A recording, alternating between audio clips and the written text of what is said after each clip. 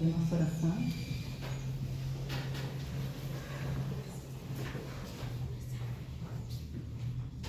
Amado Pai que está no céu, obrigado, Senhor, por este sábado que o Senhor nos deu, dia de descanso para estar na Tua presença, para conhecer mais de Ti. Que o Senhor derrame sobre nós Teu Santo Espírito, para que a gente possa compreender a Tua vontade para a nossa vida, o Teu plano da salvação. Abençoa cada um de nós, abençoa cada coração, cada necessidade, cada pedido. Nós entregamos tudo a Ti, nossa vida, nossos bens, tudo é Teu, Senhor. Somos Teus instrumentos e estamos aqui hoje, Senhor, para Te louvar e Te honrar. Em nome de Jesus. Amém.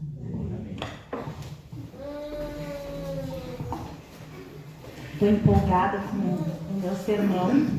Foi bem difícil assim de escrever em casa com criança, né? Então eu tenho que aproveitar a hora que o meu filho dorme para ir escrevendo. Então eu escrevo assim, um pouquinho cada dia, né?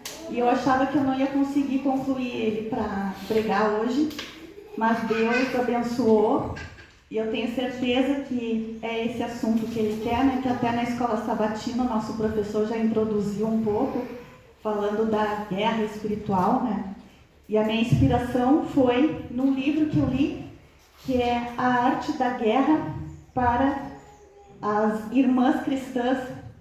Então, eu adaptei, né, para o nosso sermão hoje. E é também um livro que foi inspirado num best-seller que é A Arte da Guerra. E o nosso verso está em Mateus 10, 34.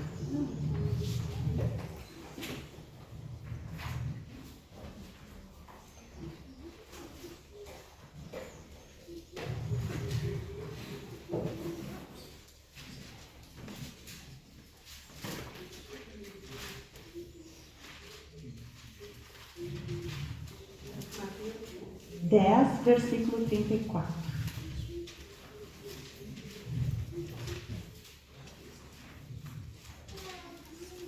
Tem gente procurando ainda.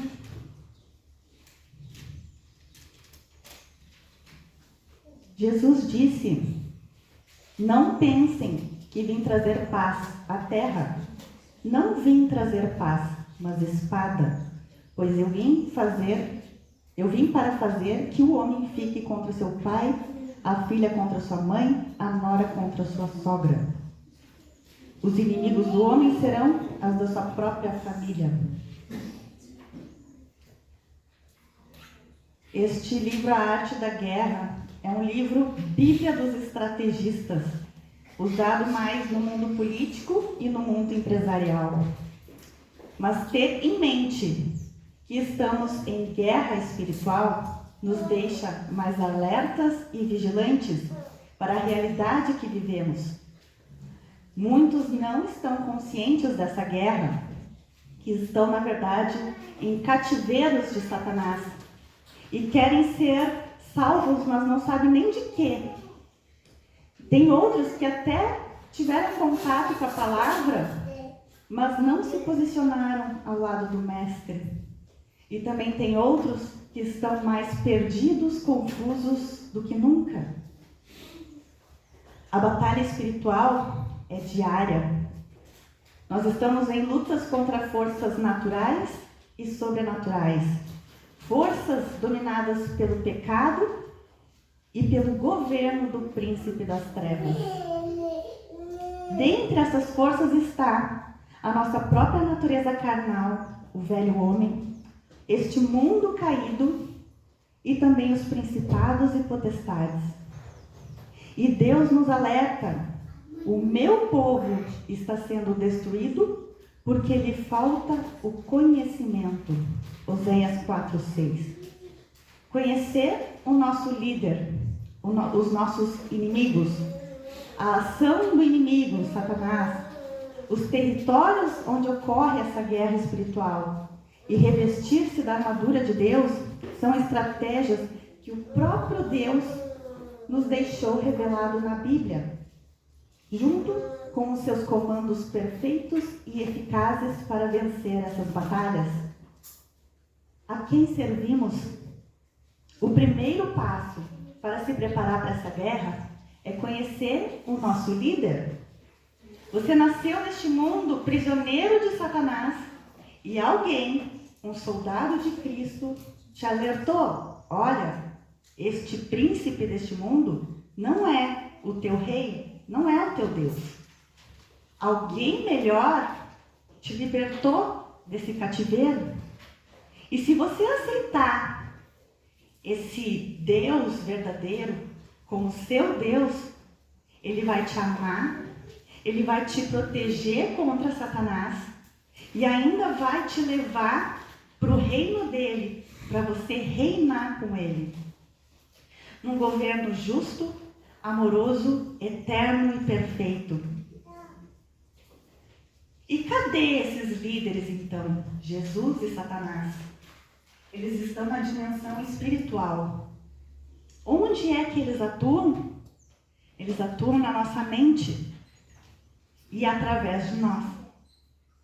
Eles nos influenciam nos nossos pensamentos. Eles agem um para o bem e outro para o mal. O que hoje a gente vê no mundo é a atuação de quem está governando a mente das pessoas. Quem governa a sua mente? Tem aqueles que querem ser líderes de si mesmos. Como é perigoso a gente colocar nós mesmos como os nossos próprios Deus. Pois o nosso ego, ele é vaidoso e facilmente ressentido.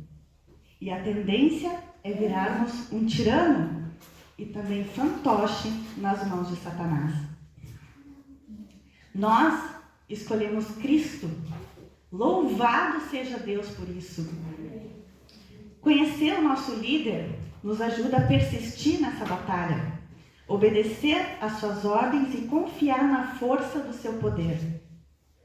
Logo, nós somos o seu exército.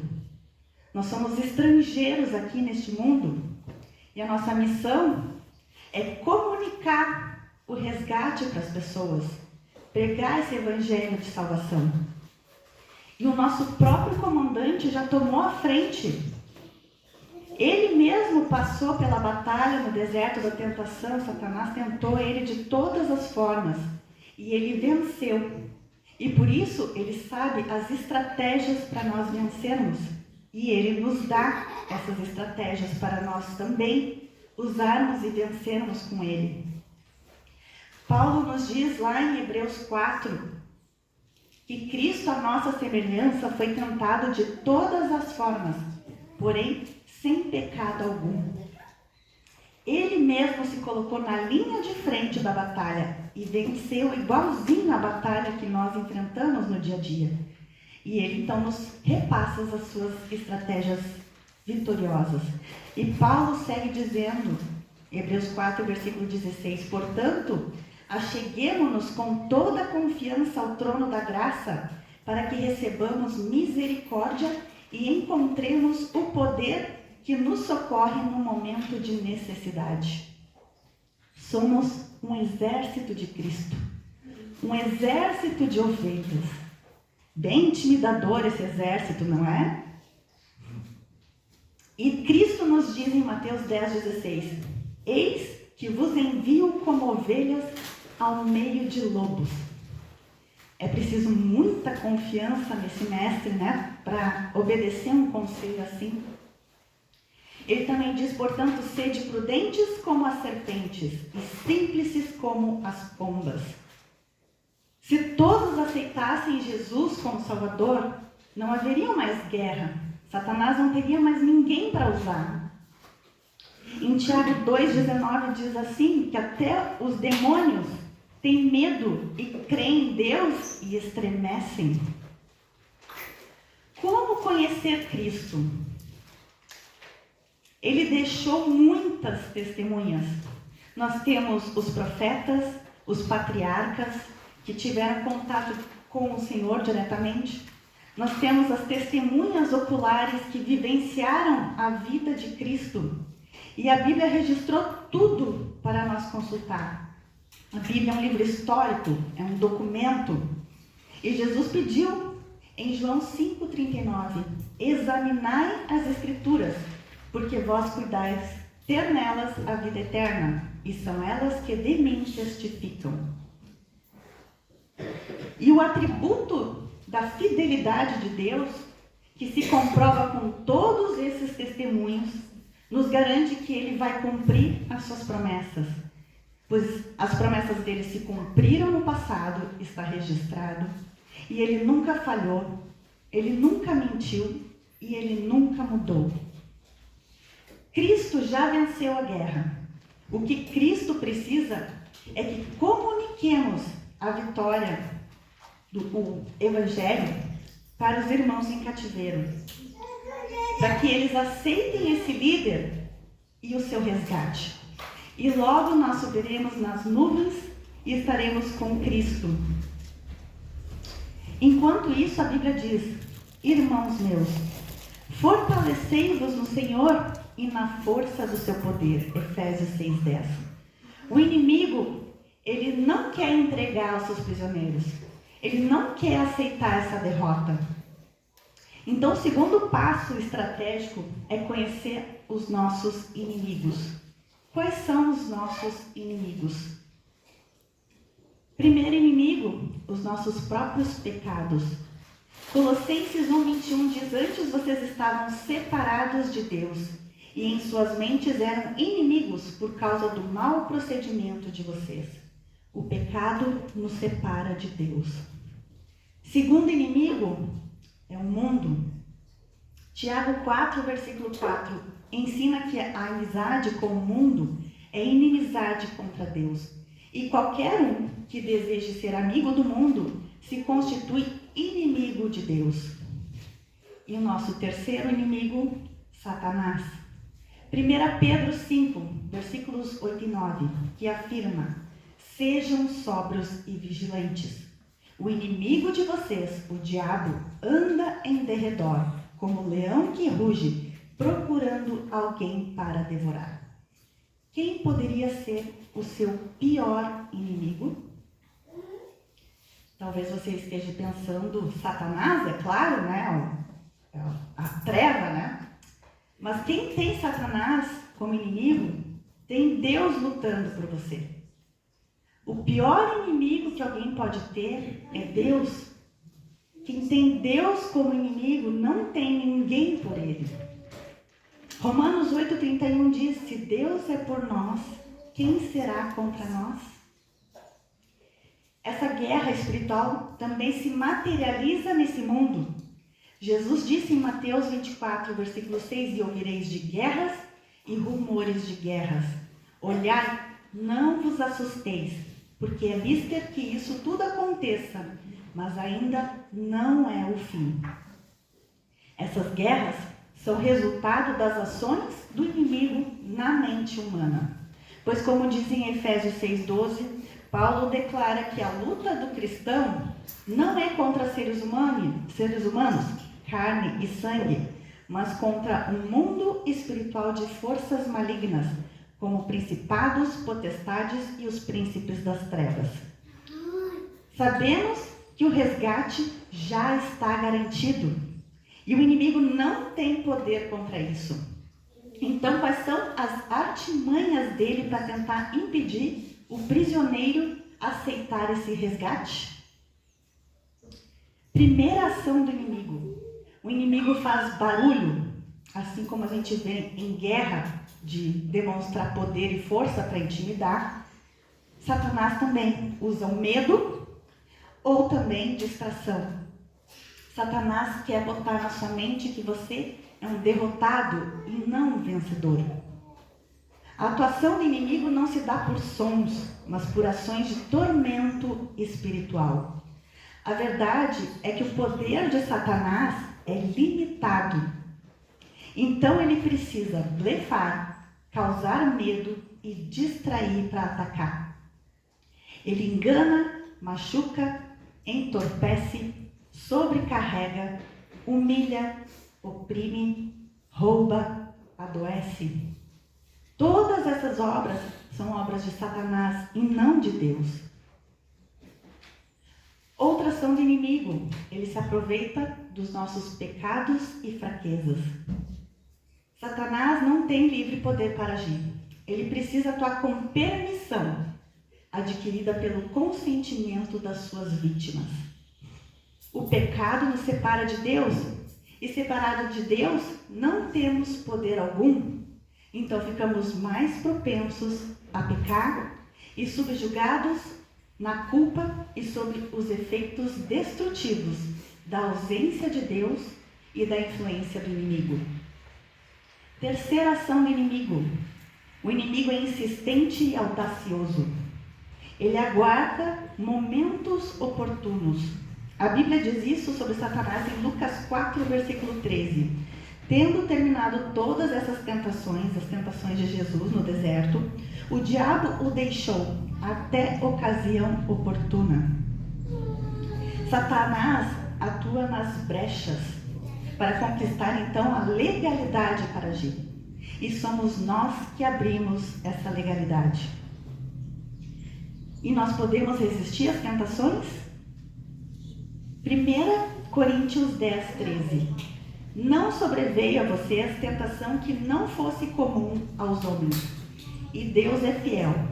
Ele não permitirá que vocês sejam tentados além do que podem suportar.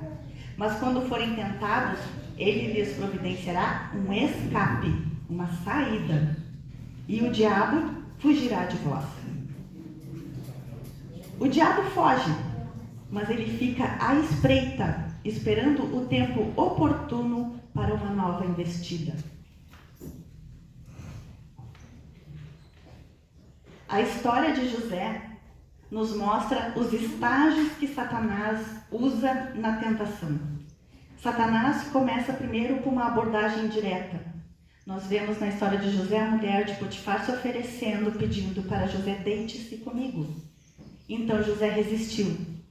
Assim, Satanás ele passa para a próxima etapa. Ele começa a usar a persistência. E a mulher de Potifar, então, todos os dias o tentava, pedindo para que deitasse com ela. José resistia. E a Bíblia diz ainda que ele evitava ficar perto dela. Nós precisamos evitar a tentação. E a próxima etapa, Satanás ele vai usar a força. A mulher de Potifar então agarra José. E o que José faz? Ele foge. Fugir também é reagir.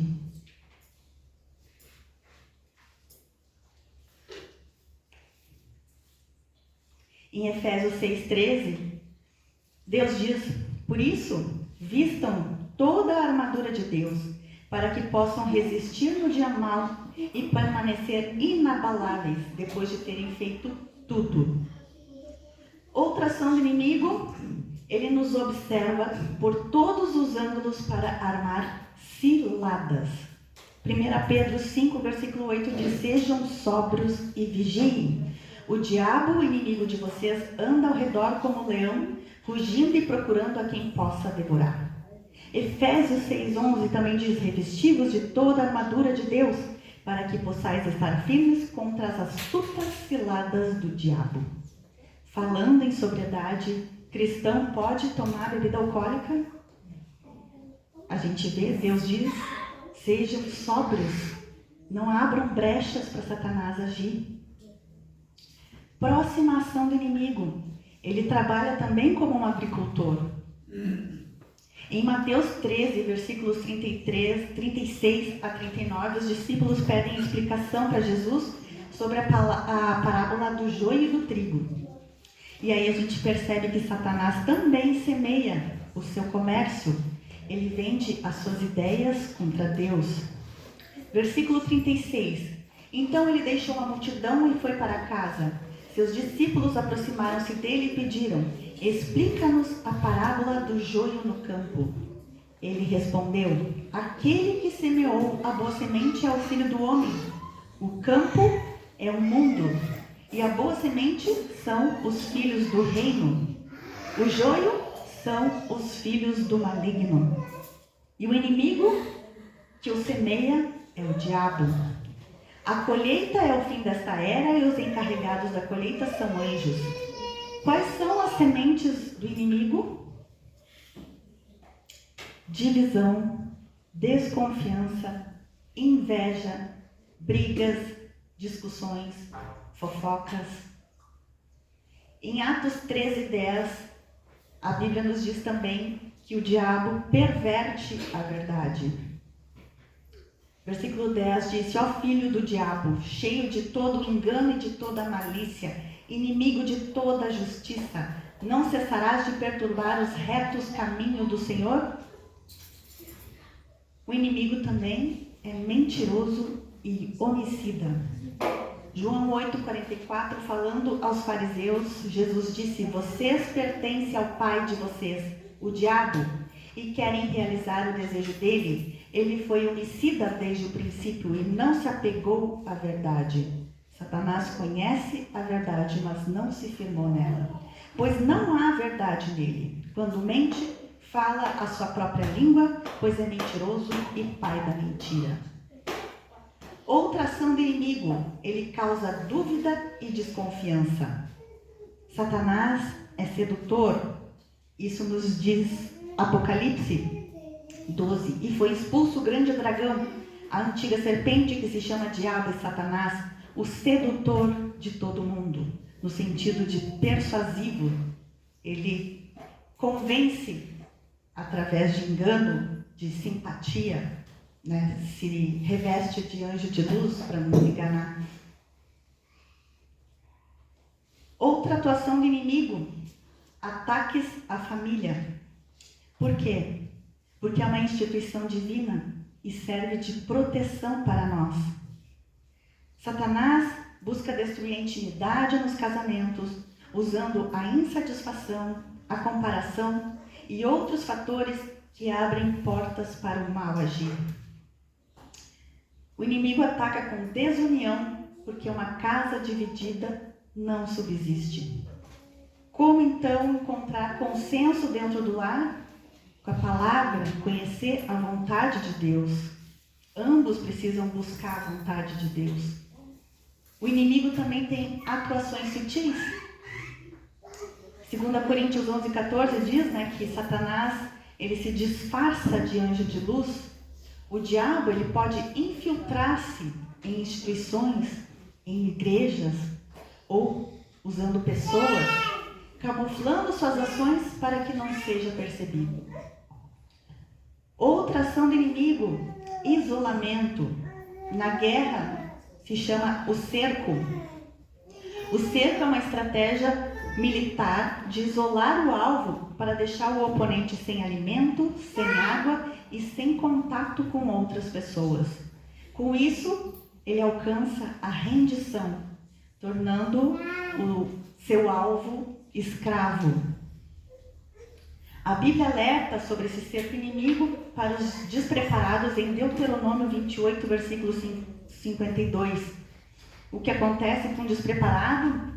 Sitiar-te-á em todas as tuas portas, até que venham a cair os teus altos e fortes muros, em que confiavas em toda a tua terra, e te sitiará em todas as tuas portas, em toda a tua terra que te tem dado o Senhor teu Deus.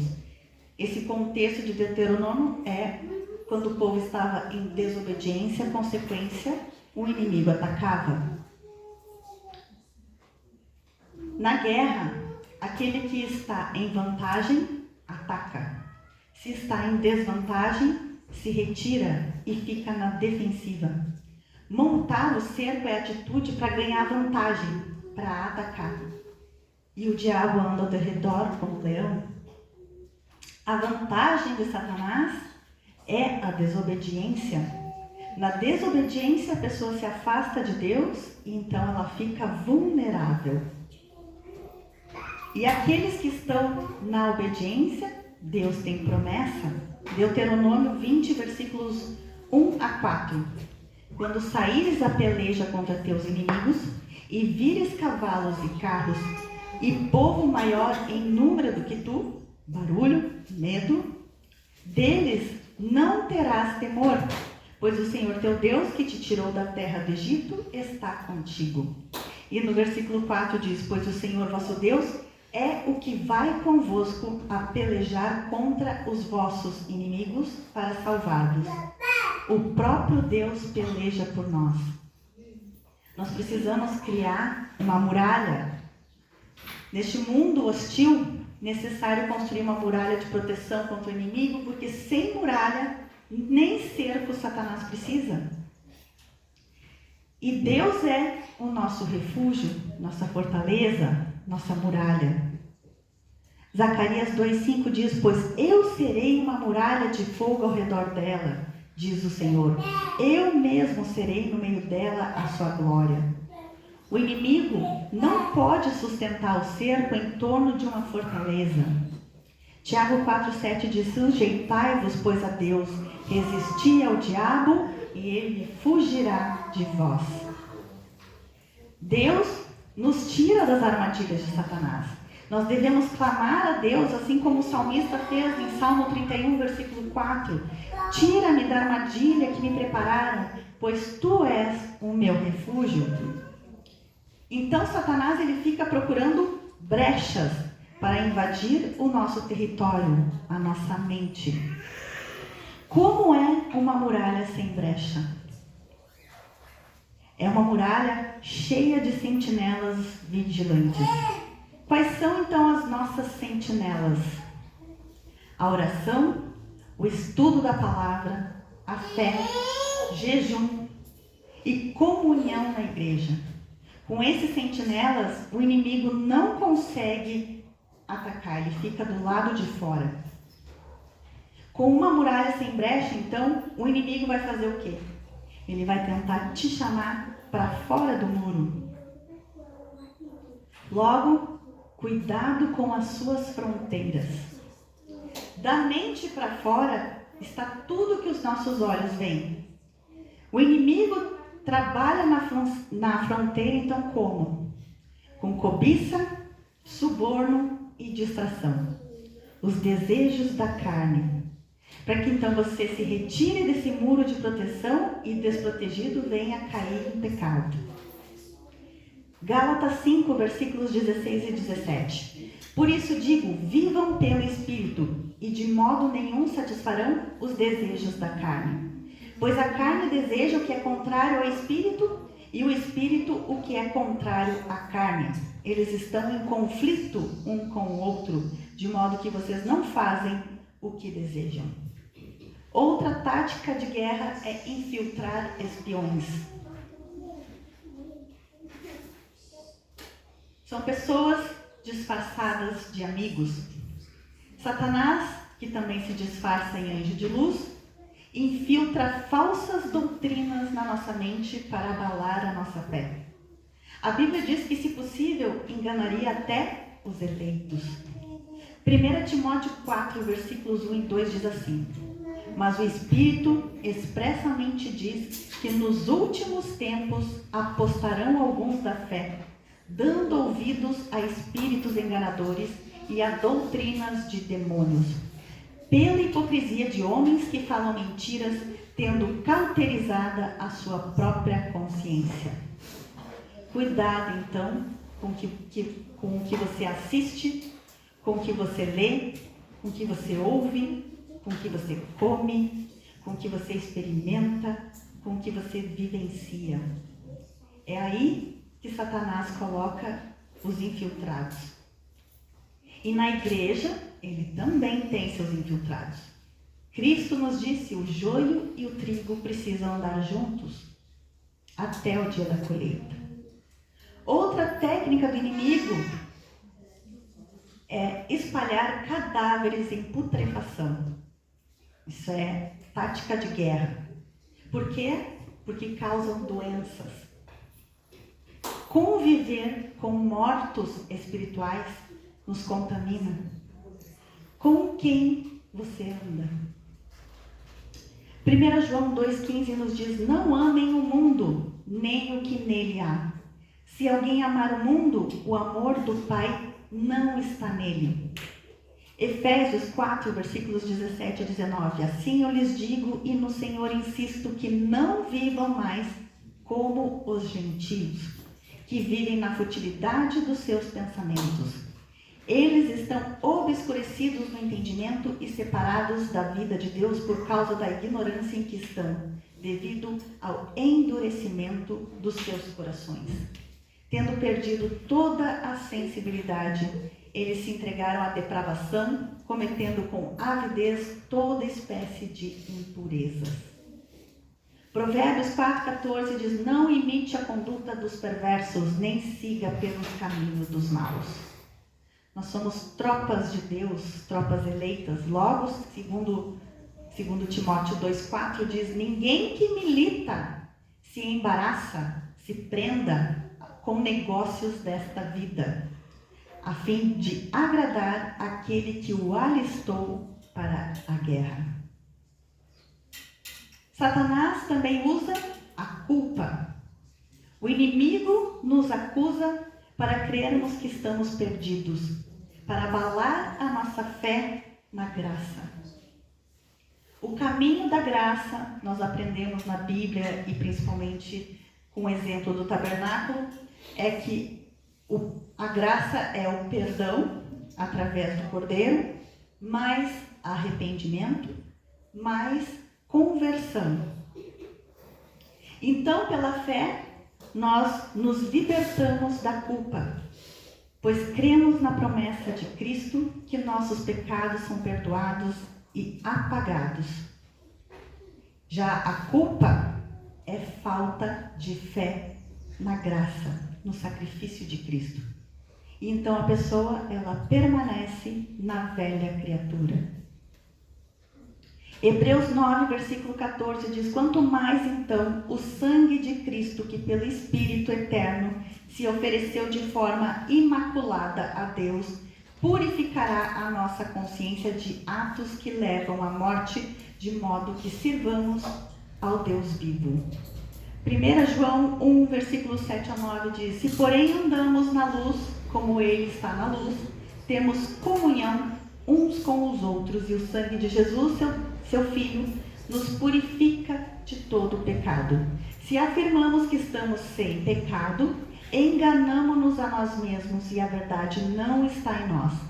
Se confessarmos os nossos pecados, Ele é fiel e justo para perdoar os nossos pecados e nos purificar de toda injustiça. Outra técnica de guerra: envenenar as águas. Cristo é a água viva, essencial para a nossa sobrevivência espiritual e material também, né? Porque tudo vem de Deus e é Ele que provê. A água envenenada, então, é a água que causa morte, falsos profetas, falsos cristos. Você sabe reconhecer um falso mestre? 2 Pedro 2, versículo 1. No passado surgiram falsos profetas no meio do povo, como também surgirão entre vocês falsos mestres. Estes introduzirão secretamente heresias destruidoras, chegando a negar o soberano que os resgatou, trazendo sobre si mesmos repentina destruição. Como saberemos se a mensagem não vem do Senhor? Deuteronômio 18, 20 a 22. Se o que o profeta proclamar em nome do Senhor não acontecer nem se cumprir, essa mensagem não vem do Senhor. A Bíblia nos alerta também para cuidar os seus frutos. Mateus 7, versículos 15 a 20. Pelos frutos, vocês os reconhecerão. Vou resumir, né, para não precisar ler tudo. 1 Tessalonicenses 5 diz para não tratar com desprezo as profecias, no versículo 20, e para pôr à prova todas as coisas. Romanos 16, versículos 17 e 18. Recomendo, irmãos, que tomem cuidado com aqueles que causam divisões e põem obstáculos ao ensino que vocês têm recebido. Afastem-se deles, pois essas pessoas não estão servindo a Cristo, nosso Senhor, mas a seus próprios apetites, mediante palavras suaves e bajulações. enganam assim o coração dos ingênuos. 1 Timóteo 6, versículos 3 a 5, fala dessas pessoas que são aquelas que causam controvérsias e contendas acerca da palavra, causam inveja, brigas, difamações, suspeitas malignas e atritos. Também nos mostram quem realmente a pessoa é. Também mostra em 2 Pedro 2, versículos 1 a 3, que são pessoas que exploram os outros com as suas histórias mentirosas. E também que o fim deles é o lucro. Marcos 13, versículo 22 e 23 diz: pois aparecerão falsos cristos e falsos profetas que realizarão sinais e maravilhas. Ou seja, milagre não é prova de verdade. Então, se possível, enganariam até os eleitos. Por isso, fiquem atentos, avisei-os de tudo antecipadamente. Nós estamos avisados, precisamos ler a palavra para receber os avisos de Deus. Está tudo registrado na Bíblia. Outra técnica de guerra é fazer a pessoa passar fome. João 6,35, então Jesus declarou: eu sou o pão da vida. Em Mateus ele diz que nem só de pão viverá o homem, mas de toda a palavra. Na história deste mundo, o inimigo, ele sempre atacou a palavra de Deus, tanto tentando destruir a Bíblia. Tiveram épocas que tacavam fogo na Bíblia, né? Não era possível ter acesso. Ele também usa a distorção da palavra e também busca descredibilizar a Bíblia com outras narrativas. É um verdadeiro milagre nós termos a Bíblia hoje, o que mostra o poder de Deus sobre a palavra dele, o cuidado dele. Deus também disse que chegará o dia em que terão sede da palavra e não a encontrarão. Isso está em Amós 8, versículos 11 a 13. Eis que vem dias, diz o Senhor Deus, em que enviarei fome sobre a terra, não fome de pão, nem sede de água, mas de ouvir a palavra de Deus. E irão errantes de um mar até outro mar, e do norte até o oriente, correrão por toda parte, buscando a palavra do Senhor, mas não a acharão. Quando que isso acontece? Quando a pessoa está buscando apenas as bênçãos de Deus, mas não o seu caráter, eles buscam falsos profetas, falsos ensinos e nunca se saciam, pois eles não conseguem ver a verdade. Eles ficam cegos e surdos e iludidos pelos enganos de Satanás. Esses são os que correm atrás e não encontram. E assim vai ser até o fim dos tempos. Outra atuação de guerra é cortar a comunicação para não poder pedir ajuda. E Deus não nos deixou sem comunicação com Ele. A nossa conexão com o Mestre é essencial. E Deus tem a melhor tecnologia para essa comunicação, porque ela não falha. Ela nunca fica sem sinal, não tem nenhuma área sem cobertura e está sempre acessível. Então, o que o inimigo faz? Ele não consegue destruir essa comunicação. Então, o que ele faz? Ele destrói a reputação de Deus, para gerar incredulidade, descredibilizar o nosso mestre. Assim, mesmo que a comunicação esteja sempre disponível, quem não busca, não encontra as instruções do mestre e fica desprotegido. Outra técnica, causar cansaço. Quando cansa o inimigo, ele se enfraquece. A falta de descanso afeta a nossa mente. Deuteronômio 25, versículos 17 a 18, tem a história de... Agora eu não lembro qual que era o rei, mas diz: lembra-te do que fez Ameleque no caminho quando saías do Egito, quando te saiu ao encontro no caminho e feriu na tua retaguarda todos os fracos que iam atrás de ti, estando tu cansado e afadigado, e não temeu a Deus. Será, pois, que quando o Senhor teu Deus te tiver dado o repouso de todos os teus inimigos em redor na terra que o Senhor teu Deus te dá por herança para possuí-la, então apagarás a memória de Ameleque de debaixo do céu? Não te esqueças.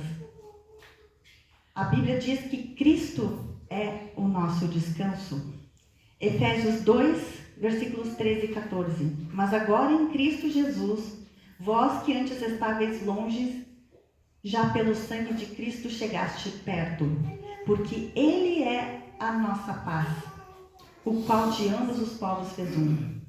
Mateus 11, 28 a 30, Jesus diz: Vinde a mim todos os que estáis cansados e oprimidos, e eu vos aliviarei. Tomai sobre vós o meu jugo e aprendei de mim, que sou manso e humilde de coração, e encontrareis descanso para as vossas almas. Porque o meu jugo é suave e o meu fardo é leve. Quando aqui está falando de jugo, o que a Bíblia quer dizer? Quando se usa jugo, é para colocar os bois para andarem juntos no mesmo ritmo.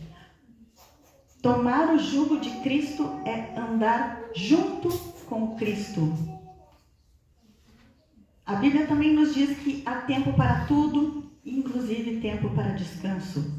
Em Eclesiastes 3, versículos 1 a 8, diz: Tudo tem o seu tempo determinado e há tempo para todo propósito debaixo do céu. E entre eles, lá no versículo 8, diz: há tempo de guerra e tempo de paz. O descanso, inclusive, é uma ordem. Deus diz: guardem os meus sábados. Levítico 26, 12. É inclusive mandamento de Deus, o quarto mandamento. Lá em Gênesis mostra a importância do sábado, porque o próprio Deus descansou. E tem aqueles que ainda dizem: mas no Novo Testamento não tem a ordem de guardar o sábado, não tem nada tratando sobre isso. Mas vejamos Hebreus 4:10, o que diz: Pois todo aquele que entra no descanso de Deus também descansa das suas obras, como Deus descansou das suas. Ou seja, quando está falando para guardar o descanso como Deus fez, está remetendo a quê? A criação do sábado. Deus também prometeu um descanso eterno. 2 Pedro 3, versículo 13, mas nós, segundo a sua promessa, aguardamos novos céus e nova terra, em que habita a justiça. E quem não encontra descanso? Hebreus 3, 18.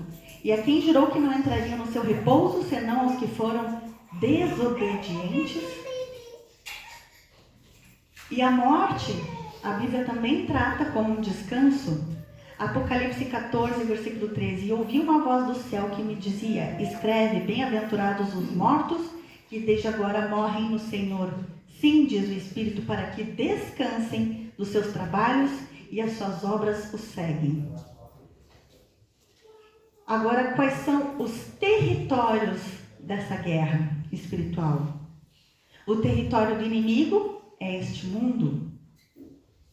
O nosso território é a nossa mente e o nosso coração. Conhecer o próprio território e do inimigo ajuda muito na luta, porque assim nós sabemos os recursos que o território proporciona e as dificuldades que virão pela frente.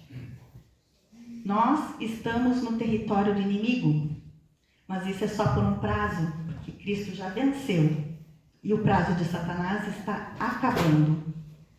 O mundo na Bíblia tem sentido físico, social e espiritual. E Satanás, ele age como um terrorista. Ele tomou este mundo de forma ilegítima, espalhando o seu comércio, que é a corrupção. Ele usa meios ilegais para apropriar-se daquilo que não lhe pertence. Mas o domínio deste mundo já está entregue a Cristo. Por isso, Satanás está com os dias contados. A Bíblia também diz que esse mundo é passageiro e está cheio de coisas para idolatrar. 1 João 2, versículos 15 a 17 diz: não amem o mundo nem o que nele há. Se alguém amar o mundo, o amor do Pai não está nele. Pois tudo que há no mundo, a cobiça da carne, a cobiça dos olhos e a ostentação dos bens, não provém do Pai, mas do mundo. O mundo e a sua cobiça passam, mas aquele que faz a vontade de Deus permanece para sempre. 2 Pedro 3,13 diz: mas nós, segundo a sua promessa, aguardamos novos céus e nova terra em que habita a justiça. Quais são os desafios que enfrentamos neste mundo? Cristo disse: no mundo tereis aflições, mas tenham bom ânimo, porque ele venceu o mundo. Então nós vencemos o mundo em Cristo. Agora, o inimigo no nosso território. Quando falamos de mente, nós estamos falando de pensamentos. Romanos 12, versículos 1 e 2 diz assim: portanto, irmãos, rogo-lhes pelas misericórdias de Deus que se ofereçam em sacrifício vivo, santo e agradável a Deus. Este é o culto racional de vocês. A fé é racional. Não se amoldem ao padrão deste mundo, mas transformem-se pela renovação da sua mente, para que sejam capazes de experimentar e comprovar a boa, agradável e perfeita vontade de Deus. Quando se está falando de razão, então está se falando de mente, inteligência, pensamento, raciocínio. A fé, então, é racional. Em 1 Pedro 3,15 e em 1 Tessalonicenses 5,21, os versículos incentivam a buscar a razão da esperança em Cristo e examinar todas as coisas, demonstrando que a fé não é cega, mas ela se baseia em evidências e não se opõe à razão, ao contrário da fé emotiva ou fanática.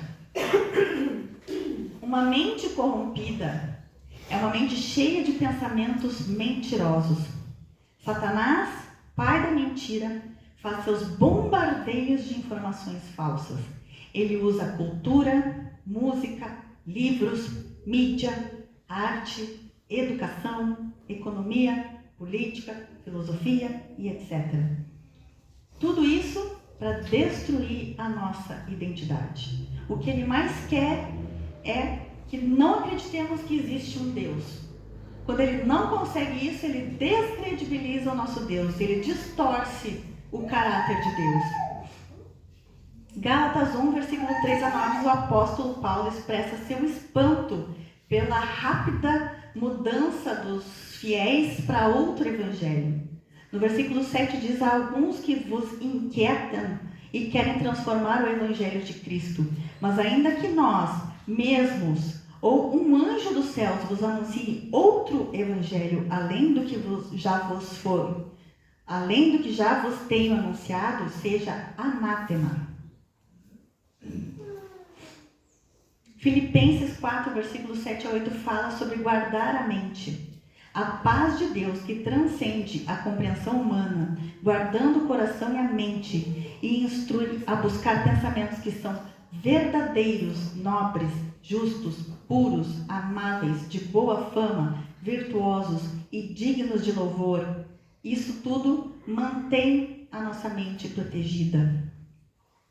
Agora, quando falamos de coração, nós estamos falando das emoções. E a Bíblia diz: enganoso é o coração. E Deus, ele prova o nosso coração. Isso nós vemos, por exemplo, em Deuteronômio 8:2, que ensina que Deus guiou o povo de Israel no deserto por 40 anos para provar o coração deles e ver se eles obedeceriam aos seus mandamentos. Cuidado para não colocar o coração no centro das suas decisões. As emoções desequilibradas são tóxicas. Precisamos colocar Deus em primeiro lugar e não o nosso próprio eu. Provérbios 4:23 diz: sobre tudo que se deve guardar, guarda o teu coração, porque dele procedem as fontes da vida. Agora, a armadura de Deus. Em Efésios 6, versículos 10 a 20, diz assim: No demais, irmãos meus, fortalecei-vos no Senhor e na força do seu poder. Revesti-vos de toda a armadura de Deus, para que possais estar firmes contra as astutas ciladas do diabo. Porque não temos que lutar contra a carne e o sangue, mas sim contra os principados, contra as potestades, contra os príncipes das trevas deste século, contra as hostes espirituais da maldade nos lugares celestiais. Portanto, tomai toda a armadura de Deus, para que possais resistir no dia mau, e havendo feito tudo, ficar firmes. Estai, pois, firmes, tendo cingido os vossos lombos com a verdade, e vestida a couraça da justiça, e calçados os pés na preparação do evangelho da paz, tomando sobretudo o escudo da fé, com a qual podereis apagar todos os dardos inflamados do maligno, porque ele não tem poder nenhum. Se tiver fé, ele não consegue agir. Tomai também o capacete da salvação e a espada do Espírito, que é a palavra de Deus, orando em todo o tempo com toda a oração e súplica no Espírito, e vigiando nisto com toda a perseverança e súplica por todos os santos, e por mim, para que me seja dada no abrir da minha boca a palavra com confiança, para fazer notório o mistério do Evangelho. A armadura é espiritual, porque nós lidamos com seres invisíveis. Nós não conhecemos o seu tamanho, a sua força, e nem sabemos quando vai ser as suas investidas. Mas sabemos que 1/3 dos anjos do céu foi jogado aqui na terra, junto com Satanás. 1/3 de milhares de milhares, de miríades de miríades. É muito demônio. Porém, conhecemos Cristo e seu poder, que ele é mais poderoso, e esses demônios também sabem. Nós vimos, eles sabem e tremem diante disso. Vestiduras por nossas próprias mãos são inadequadas. É por isso que as Escrituras falam em despir-se de si mesmo. Isaías 64, versículo 6. Mas todos nós somos como um imundo, e todas as nossas justiças como trapo de imundícia. E todos nós murchamos como a folha, e as nossas iniquidades como um vento nos arrebatam. Efésios 4, 22 diz: quanto à antiga maneira de viver, vocês foram ensinados a despir-se do velho homem, que se corrompe por desejos enganosos, a serem renovados no modo de pensar e a revestir-se do novo homem, criado para ser semelhante a Deus em justiça e em santidade provenientes da verdade, ou seja, revestir-se de Cristo. Gálatas 3:27, porque todos quantos fostes batizados em Cristo, já vos revestistes de Cristo. Deus também nos municiou com a espada, que é a sua palavra. Hebreus 4:12 diz: porque a palavra de Deus é viva e eficaz e mais penetrante do que espada alguma de 2 gumes. É a mais poderosa arma que temos. E penetra até a divisão da alma e do espírito, e das juntas e medulas, e é apta para discernir os pensamentos e intenções do coração. Nós somos tropas eleitas. Essa guerra não é nossa. Quando o inimigo vem nos atacar, ele quer atacar a Deus. É o caráter de Deus que está em jogo. Deus está sendo difamado por Satanás. Quando o inimigo vier fazer as suas investidas, nós devemos fazer que nem Davi. 1 Samuel 17:45. Davi, porém, disse ao filisteu, para Golias: tu vens a mim com espada. Não, Golias falou para Davi, né? Tu vens a mim com espada. Ah, não, foi Davi. Tu vens a mim com espada e com lança e com escudo, porém eu venho a ti em nome do Senhor dos exércitos, o Deus dos exércitos de Israel, a quem tens afrontado.